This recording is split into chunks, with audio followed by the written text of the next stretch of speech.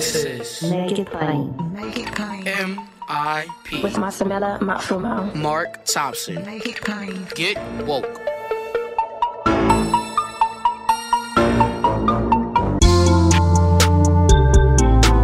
God bless you. Get woke. Folks, MIP is now COVID-free, meaning free to all subscribers as we navigate this pandemic. We're thinking about everyone, and we've got to get through this together. So for a limited time, no fee to subscribe to Make It Plain on your favorite podcast app.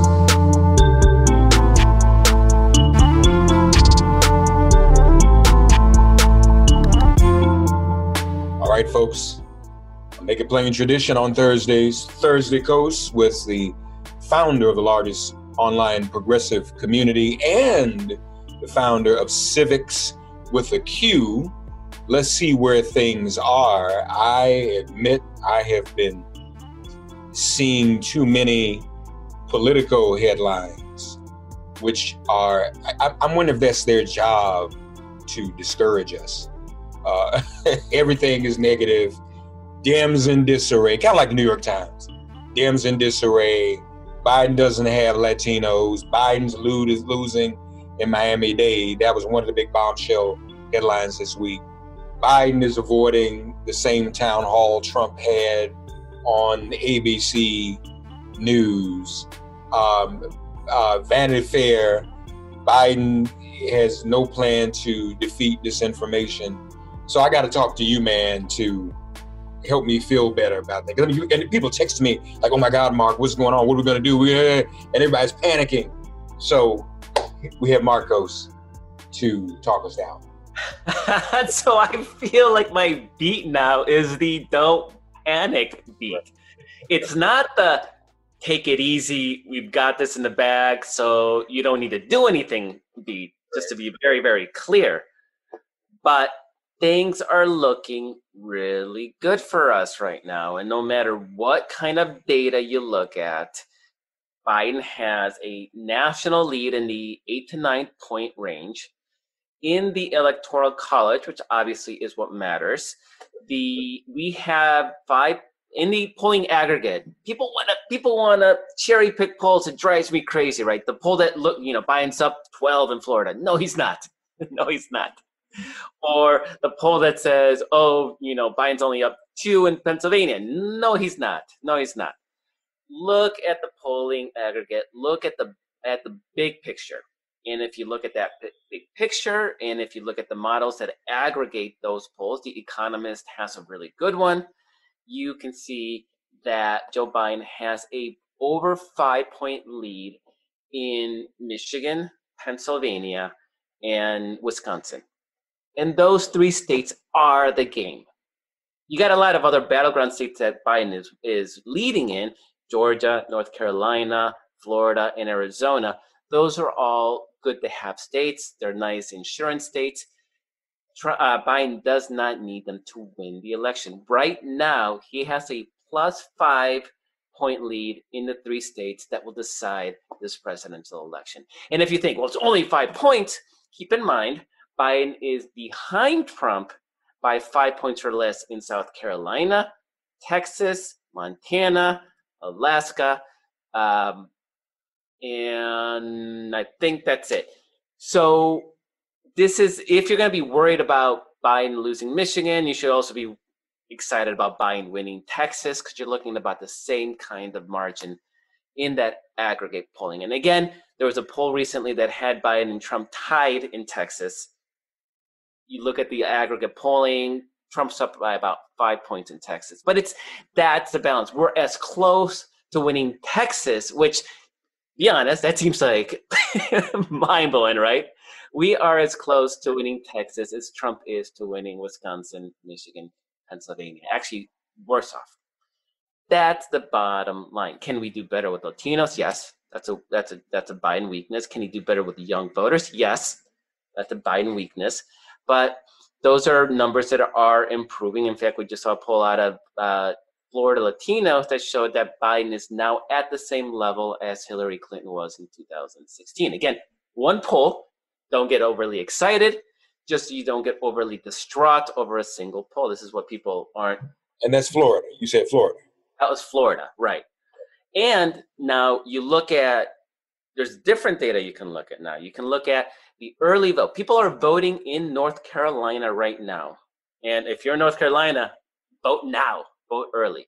Mm-hmm. And what we're seeing in the North Carolina early vote, there's, I forget the exact numbers, and it's early, it's the first few days. 25,000 ballots had been turned in. Of those 25,000 ballots, 56% were Democratic ballots, 13% were Republican ballots, right? So we are in the early days. We are more motivated. We're definitely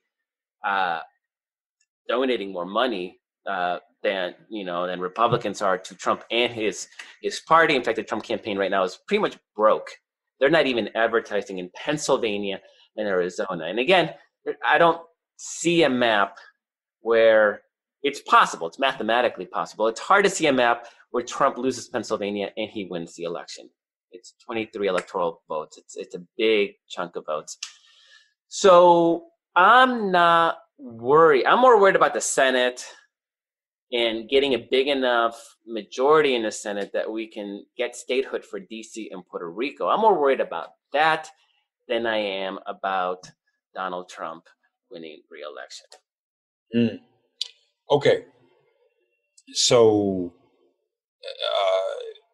because like I said, Politico is saying that he's doing worse in Miami-Dade, Biden is, than Hillary was doing in 2016. I'm not sure what poll they were looking at.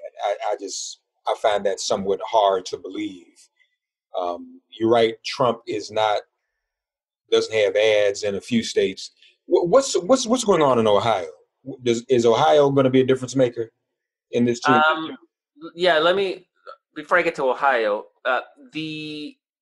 there is no doubt that Miami-Dade is a problem for Democrats. It's the reason that we did not win the governorship and the Senate race in Florida in 2018, because Democrats made massive gains elsewhere in the state. And it looked like we had it because we were hitting all our benchmarks. And then Miami-Dade reported, and it almost seemed like the AP had screwed up. Like, no, it can't be this low. And so there is a fundamental problem there. And just for a little backstory, the Latino community in the Obama administration don't particularly love each other because Obama promised comprehensive immigration reform within 30 days, and he made it a massive campaign plank in 2008. And then not only did it not happen, but he actually presided over record deportations of undocumented immigrants in the years that followed. So Joe Biden was part of that administration, and there is that tension. And so it exists, and it is what it is. It's something. Is it people? Is it Latinos not turning out to vote, or Latinos voting Republican? No, not turning out to vote. The Latinos that vote Republican are older Cubans, Nicaraguans, and Venezuelan immigrants. There's certain. I mean, we're not a monolithic community, just like almost any group, right? There are certain groups that are Republican leaning, but Puerto Rico, Mexican Americans are heavily Democratic. And what's more is that there's hundreds of thousands of new Puerto Ricans in Florida because of Hurricane Maria that were basically chased out, and Trump threw paper towels at them. And we know now that Michael Bloomberg's going to be spending $100 million in Florida to get the vote out for Joe Biden. And I really, if it was me, 50 million of that would go straight into getting these new Puerto Rican, not immigrants because they're American citizens, but arrivals, getting these new Puerto Rican arrivals registered and turned out to vote, because that could be the difference right there. That, and then paying off the fines of the newly enfranchised felons that Republicans are trying to keep from voting. So, but Ohio, I would not put a dime into Ohio. And the reason I wouldn't put a dime into Ohio is because if we win Ohio, we have Biden has 350 electoral votes at that point. He's won Iowa and all the battleground states, and Texas is close, and there are no down ballot races in Ohio. There's no governor's race, there's no Senate race. There's maybe one competitive House race in Ohio. So there's not a lot of bang for the buck. I mean, if you're going to spend money to expand the map, I would rather see it go into Alaska in Montana that have competitive Senate and House races. And yeah, Biden doesn't need those 3 electoral votes in Alaska or Montana, but it's cheap states, throw a couple $1 million, and maybe you can get some coattails and bring in some of those down ballot races. So Ohio would be, we'd celebrate it, and we'd dunk that, we'd spike that football in Donald Trump's face. But it doesn't really matter that much electorally. Iowa's another one that has a critical and very tight Senate race down ballot. There's states that if you're going to expand the map, let's do it where we can get bang for the buck down the ballot as well. You wrote about Nebraska too, didn't you? Yeah. So what's up with that? So Nebraska, there are 2 states that split the electoral votes, awarding 1 EV per congressional district. That's Maine, that is Nebraska. Trump won that electoral vote in Maine. It's a rural district in Maine in 2016. We just saw a poll yesterday from Quinnipiac that had Biden winning that Maine electoral vote, that rural vote, by 8 points. So maybe Trump doesn't win it this year. But I went through and I found 4 very realistic maps where we could end up with a 269 electoral college tie. And if that happens, the race gets thrown to the House of Representatives. And you think, well, good, because the Democrats have the lead in the House. But that's not how it works. How it works is that each state delegation gets 1 vote. And if you look at those state delegations, Republicans actually have a 26 to 24 state advantage because of all those single member districts: South Dakota, North Dakota, Montana, Alaska, Wyoming. Those get the same vote as California does, right? The same 1 vote, because our system of democracy is incredibly messed up. So we want to avoid that 269 tie at all costs. And one way to dramatically reduce that risk is to win the Omaha-based electoral district in Nebraska. This is a district that Hillary Clinton won or lost by 2 points. Obama won it in 2008. He lost it in 2010. Hillary Clinton almost won it in 2016. And we came within 2 points again in 2018 of picking up a House district, the House district that is, in Omaha, Nebraska. So it makes perfect sense for us to target this district. It's low-hanging fruit, in fact. It is suburban, and we've talked again and again and again about the importance of the suburbs. Of the 41 House seats Republicans picked up, that the Democrats picked up in 2018, 38 of them were in the suburbs. This is a suburban district. I think we're going to get it. And we had some polling earlier in the year that had Biden winning by double digits, 10, 12 points in this district. And he just started advertising there. And the beautiful part about that is you advertise in Omaha, you're also advertising in Western Iowa. And Iowa, again, is important, not just because it's a presidential battleground, but it's also a Senate battleground. And the House district in that region is competitive as well, right? So again, you sort of add on benefits to really hitting that Omaha district. And it's crazy again, right, that Nebraska has this electoral vote up for grabs. I'm shocked that the Republican legislature in Nebraska didn't get rid of that system in the last couple of years, because it's never going to benefit Republicans. It's only going to benefit Democrats. But that's their system. And it is the best way for Biden to avoid that dangerous 269 outcome. All right. We've talked about the suburbs argument he's making, Trump is making, the whole law and order thing. Is it having any effect? Is Civiqs taking a look at that? So Civiqs is tracking attitudes towards Black Lives Matter. Right. We've been tracking that for years and years and years.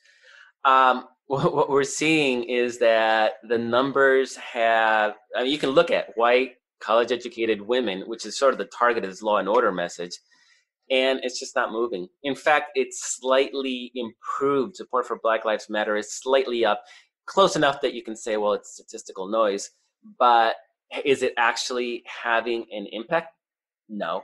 And in fact, we just saw polling from Wisconsin, from, I believe, Marquette, which is one of the best pollsters in Wisconsin, that specifically asked which candidate do you trust more on law and order and to tamp down on violence in cities. And Joe Biden handily won that question. And it was like 55-35. It wasn't even close. And the top lines in that poll had Biden winning Wisconsin by 10. So again, you don't look at one poll and go, okay, Biden's up by 10. But you look at the aggregate, Biden in Wisconsin's up about 6 points. And it is hard to see how Trump comes back from that. And if his core message is law and order, law and order, law and order, and people aren't buying it, which is what we're seeing in poll after poll after poll, then it lessens his ability to somehow mount this last minute comeback, which at this point, it's, we're 2 weeks away from the first debate, Mark, and we're less than 2 months away from election day. So this thing is coming on fast. Nancy Pelosi says Biden shouldn't debate him. What do you think? You think he should or shouldn't? I think she was trolling. I don't think she was making a serious, reasoned argument. And the idea being he's just a liar, right? Why should anybody talk to him? He's just a liar. And we saw with George Stephanopoulos on, what was that, Monday or Tuesday, where he just lies. He just flat out lies. I think they're going to debate. And there is, I suspect, a sliver of people who are truly wondering if Biden has this whole cognitive decline stuff, and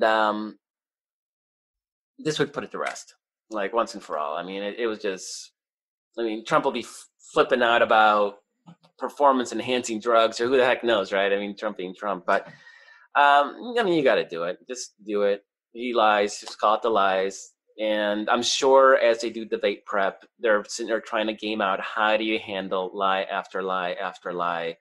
And he'll have a line, like he'll have something that I'm sure he'll say every time Trump lies. Yeah. And so it might be, I remember back in the primary, I said, like, the last thing I want to see is two old white men yelling at each other.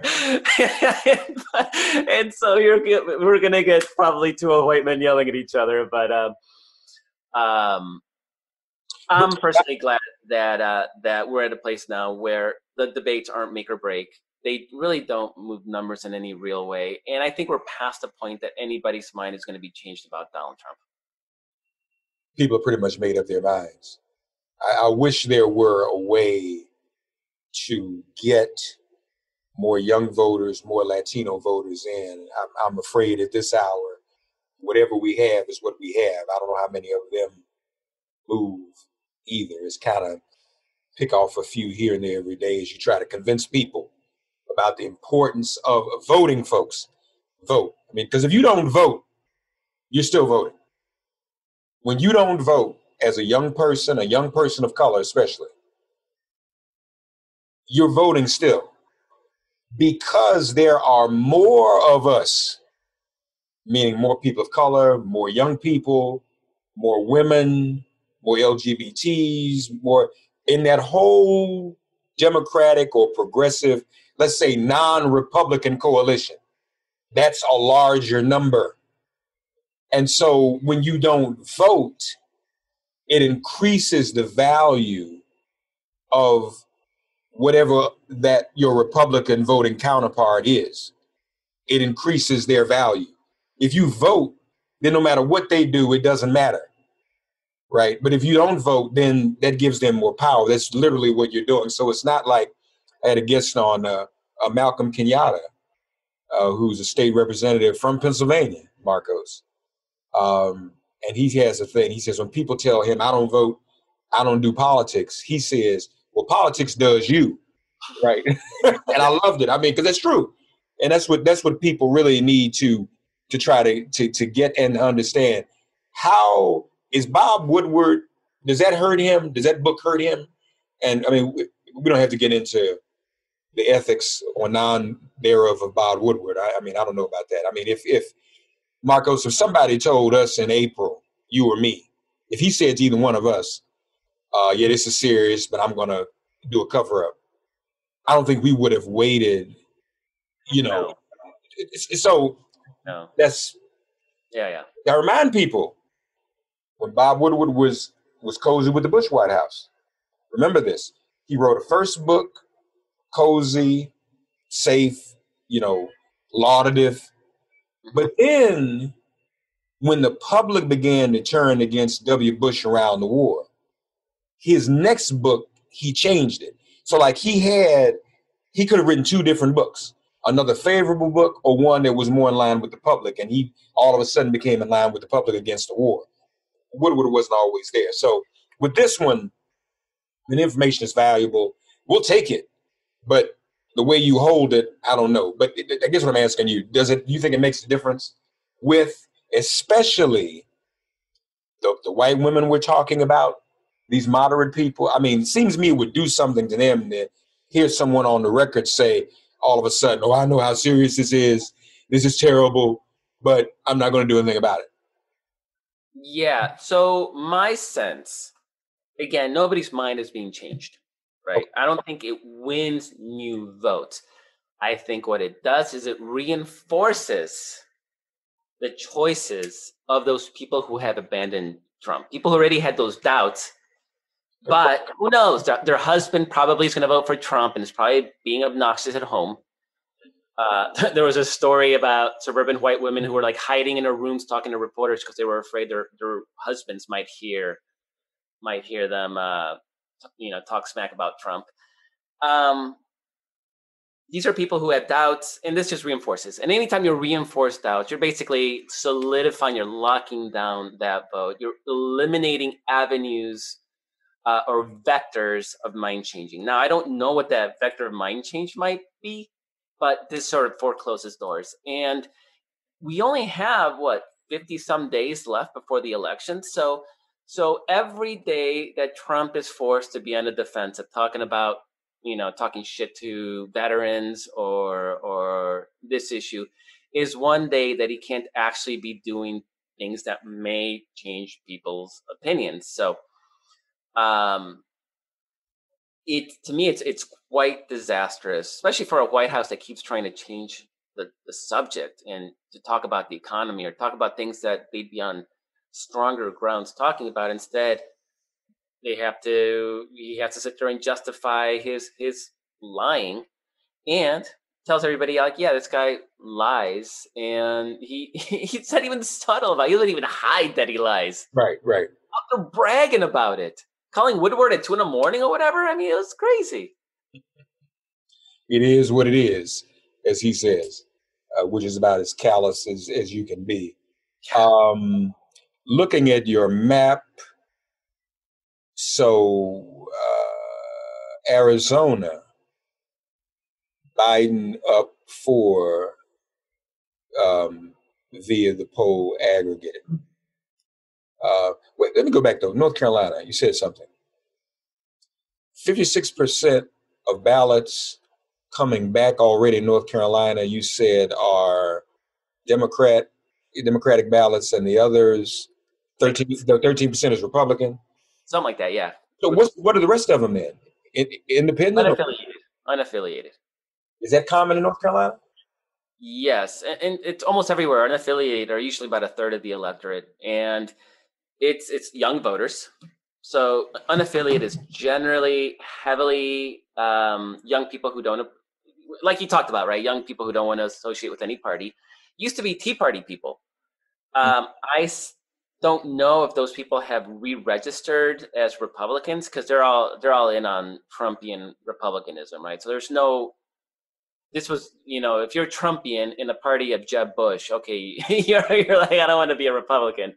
That's changed now. So it's those people. And then there are people who, just a hodgepodge of people who think that it makes them sound smarter to be independent. Like, I'm my own person. I make up my own mind issue by issue. No, they don't. It's just usually laziness or fake moral superiority. Because we know for a fact that only about 3% of people are actual true swing voters that may switch parties. Almost everybody else votes for 100% for one party or the other. Now, who are these individuals? I've actually been doing some digging trying to figure out, and so far I don't know. I know that they're about 38% young.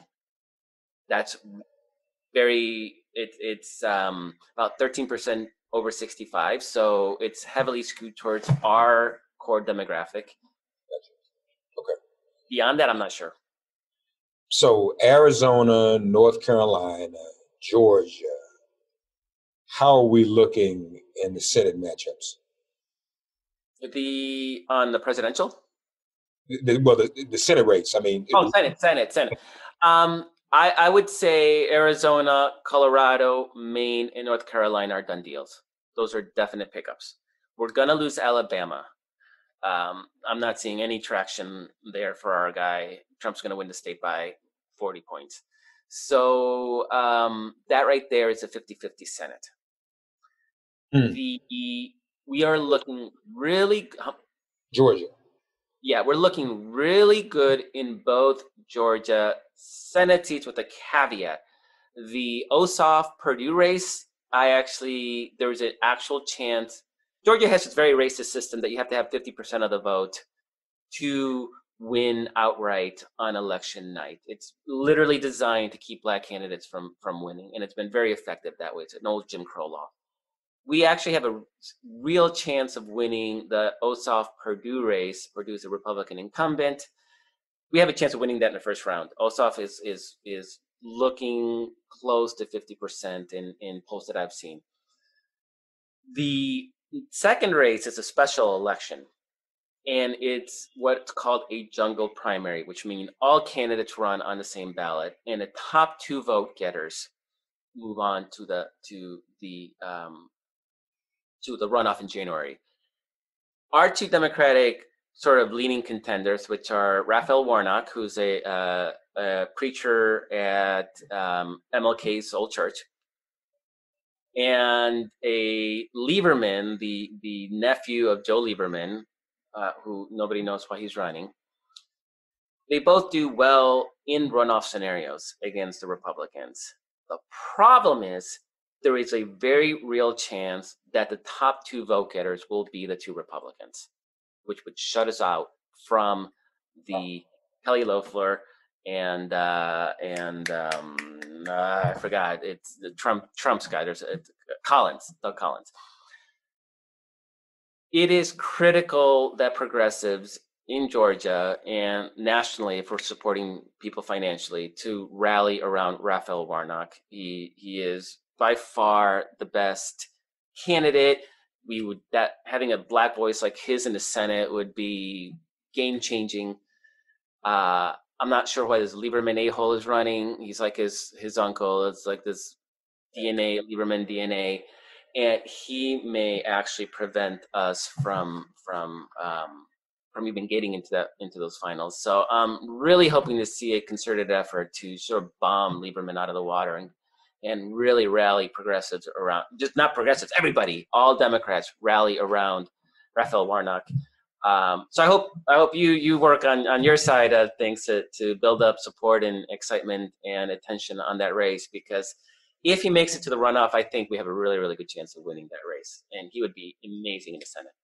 Hard to believe that Lieberman was on the ticket in 2000. Yeah. Do you believe that? So let's say we pick up those two Georgia seats. We're +2 in the Senate. We're 52-48. We're looking very strong in Iowa, but it's a very, very tight race. Very tight race to pick up a seat in Iowa. That'd be Teresa Greenfield against Joni Ernst. After that, we have pickup opportunities in Montana and Alaska, two red states that, again, are threatening to be competitive at the presidential level. So those are intriguing possibilities. We just had a Quinnipiac poll came out on Wednesday. So Wednesday, yeah, that had Jamie Harrison tied with Lindsey Graham in South Carolina, 48-48.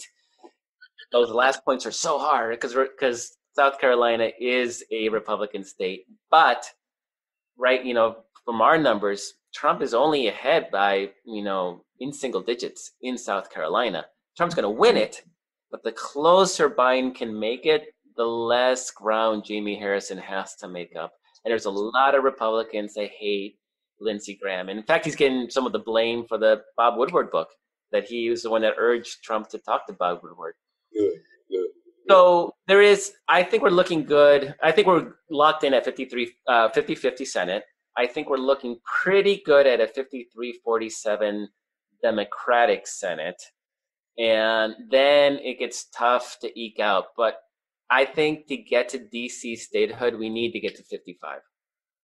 Because you're not gonna get Joe Manchin to eliminate the filibuster. You're not gonna get Kristen Sinema. It's gonna be a pain in the butt in Arizona. John Hickenlooper, who is going to be newly elected, is in that mold. He's going to be an a-hole. We need some padding, if nothing else, to give those right-wing Democrats space to be themselves. Like, we don't want to depend on them for the vote. They may come through. Who knows? Manchin, every once in a while, it comes through. We can't be depending on them to do so. So the more of a padding we can get, the better. You know, I should know this as a statehood activist. Does a president need to sign a statehood bill? It'll just be a law. Yeah. So it would have to go through both chambers of Congress and then signed by the president. Now, with Puerto Rico, you have the caveat that you really need to ask them what they want. Well, they've done that once or twice. 3 times, but they were non-binding, and there was all sorts of local politics. People were boycotting it. I mean, it was not a serious vote. If you come in and the first big time they did it, they put 2 things on the ballot, Markos, and that kind of split it. You could vote for statehood or independence, and a majority of people voted for one of the 2. Everybody was against remaining a territory.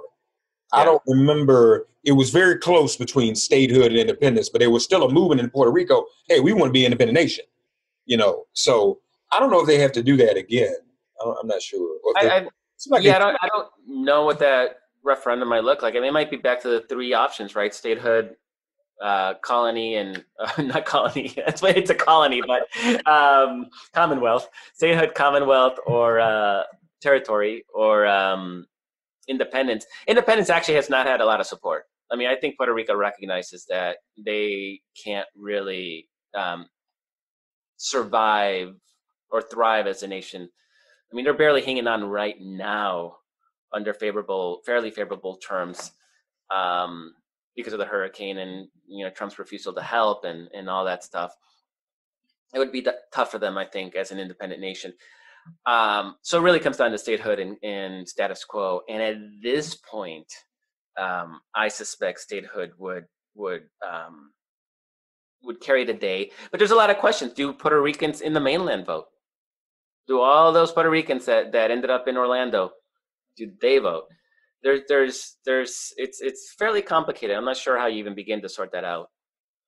So, we're talking about this. The next referendum, Puerto Rican status referendum, is on the ballot this November 3rd. Oh, there is? Yeah. I had no idea. It will be the 6th in history on their status. The previous one having been in 2017, Markos, and it was that one where statehood won with 97% of the vote. And independence only got 1%, interestingly enough. I didn't realize that. There was one before that one was closer. It was boycotted, though. There was a boycott there. Okay. 6th referendum, November 3rd, 2020. First referendum with a simple yes or no question, with voters having the option of voting for or against a U.S. state. So it'll be simple, straight up and down. Okay. That's good. I'm pretty sure we'll know how that's going to go. But I mean, if you get 2 senators from Puerto Rico and 2 senators from D.C., that will nullify this old South control over the Senate, and then hopefully it mitigates it, because remember, they have North Dakota, South Dakota, Nebraska, Wyoming. I mean, they have all those single but it mitigates that damage. And don't forget, Puerto Rico, I think, would have 5 Congress people, which means that Puerto Rico would have 7 electoral votes in the presidential election. That itself reshapes the map. Yeah, that's true. We got to get rid of the electoral college, though, don't we? Isn't that ultimately what we have to do? It would. I mean, it would be nice. It would be. It would be. You know, it's interesting. We could have a whole show, I think, talking about the politics of eliminating the electoral college and how a lot of states misunderstand how they are failed by the current system. Because right now, all the money, all the attention is going to 7 battlegrounds. Yeah, I guess Minnesota's getting some attention, Nevada's getting some attention. But 10 states are getting all the attention. That means the bulk of America is completely, utterly being ignored. Now, if you have a popular vote, then it's important for the Democratic candidate to get the black vote. So you would be down in the black belt, down in the Mississippi Delta. Like if you're a black candidate, if you're a Democratic candidate, you want that vote. You're down in those Texas border counties, getting that Latino vote. You're looking for your mass of voter, and if you're Republican, also you're going to rural Kansas. You're going to where your votes are, and right now, candidates aren't. Candidates are going to specific states and micro-targeting the heck out of those states because not a lot of voters are moving. Yeah. And I don't know how that's good for democracy. I mean, it's not. Well, and it's interesting, the opposite, because at one point, those states would make the opposite argument that if there were not the electoral college, candidates would only campaign where the largest numbers of voters are and would fly over places like Iowa, which is probably not false, but it kind of balances out when you think about candidates who would normally ignore Mississippi and Alabama, and instead they're in play with a popular vote, if you want the black vote. And I want think about California, right? Democratic states, like 60% Democratic. You're like, okay, why would a Republican spend time there? There's 10 million Republicans in California. I mean, that's bigger than how many states? Yeah. Like over half of them. I mean, there are masses of Republican voters in California, and suddenly they would matter. Yeah. Right now, they don't matter. Lastly, Trump's out of money. Biden has plenty of money. He can get on the air.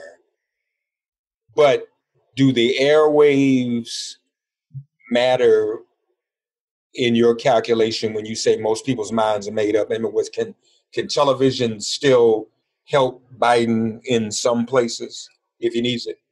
So nobody's mind's changing.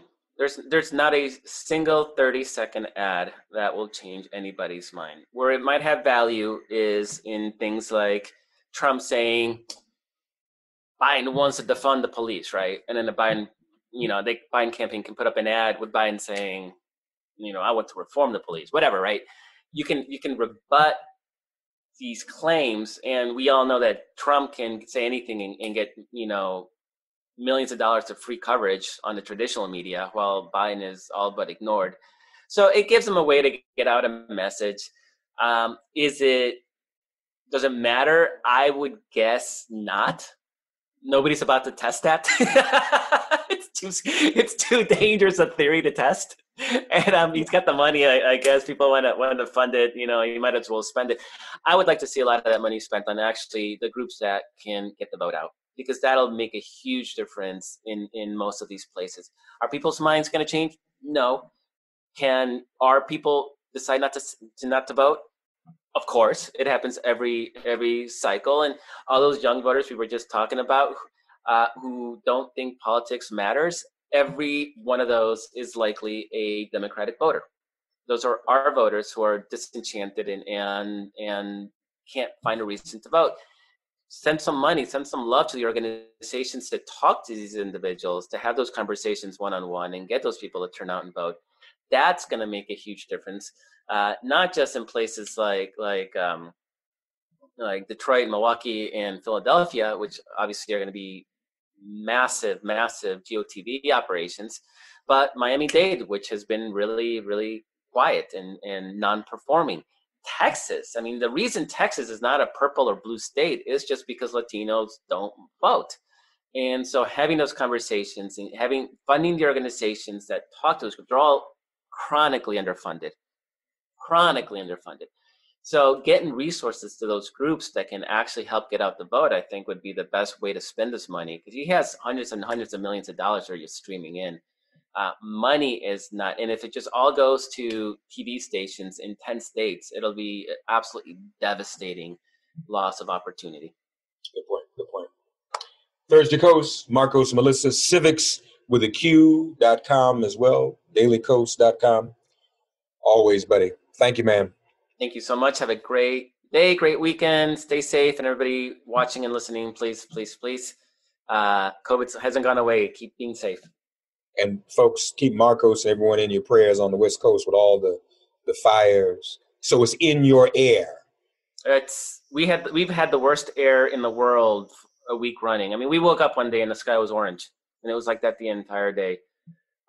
It is apocalyptic, and I mean, I don't want to complain too much because people are losing their homes, right, and their lives. But it's, I can't even take my kids for a walk now. And it was one of the few ways to get them out of the house because of the quarantine, stay in place. And, even that now, can't even open windows. So it's, and this is the new climate change reality. And the Gulf Coast, the Gulf states are about to get drowned with this new hurricane that's about to hit them. We have a record number of named storms in the Gulf. We have these rampaging fires on the West Coast. This is our new climate change reality. You have the flooding in Iowa. I mean, nobody's safe. Nobody's safe. And people need to really, really wake up to the critical importance of, too late to damage is being done, right? Now all we can do is mitigate this best we can. All right. Hang in there, buddy. Be safe. Thank you. Hey, bye-bye. All right, bye. God, you are our refuge. Send our ancestors to guard our doors. Cast out this virus from our communities and our bodies. Heal, bless, and protect everyone listening and their loved ones. Thank you for listening to Make It Plain and Get Woke. Remember to listen, like, and subscribe on Apple Podcasts, Spotify, and wherever you get your podcasts. If all minds are clear, it has been made plain.